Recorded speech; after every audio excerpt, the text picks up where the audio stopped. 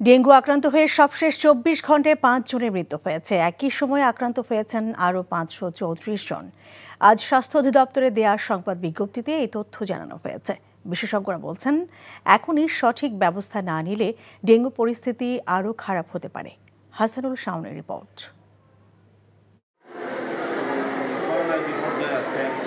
স্বাস্থ্য অধিদপ্তরের হিসেবে চলতি বছর এখন পর্যন্ত ডেঙ্গুতে মারা গেছেন ১০২ জন আর মোট আক্রান্ত হয়েছেন ১৬,০০০-এর বেশি মানুষ। আর চলতি মাসে এখন পর্যন্ত ডেঙ্গুতে আক্রান্ত হয়ে ১৯ জনের মৃত্যু হয়েছে।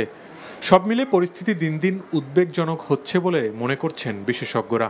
জুলাই মাসেই আমরা জানিয়েছিলাম যে সেপ্টেম্বর মাসে বাংলাদেশে ডেঙ্গু পরিস্থিতি খারাপ হবে। শুধুমাত্র ঢাকায় নয়, ঢাকার বাইরেও ডেঙ্গু ভয়াবহ আকার ধারণ করতে পারে। পুরো সেপ্টেম্বর জুড়েই ডেঙ্গু পরিস্থিতি খারাপ থাকবে যদি আমরা সঠিকভাবে ব্যবস্থা গ্রহণ করতে না পারি।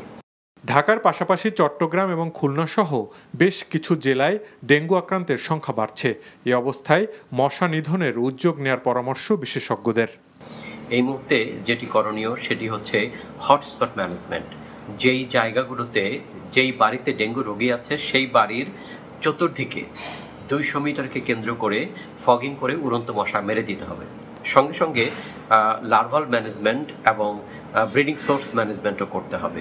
যদি আমরা জোরে সোরে সেপ্টেম্বর মাসে এই কাজগুলো করতে পারি তাহলে অক্টোবরে যে ভয়াবহতা হওয়ার একটি সম্ভাবনা আছে সেটিকে আমরা ঠেকাতে পারবো বলে আমি মনে করি। এছাড়া সচেতনতা বৃদ্ধির পাশাপাশি ডেঙ্গু বিরোধী উদ্যোগগুলোতে জনগণকে সম্পৃক্ত করার পরামর্শ বিশেষজ্ঞদের। Hasanul Shaon, NTV news, Dhaka.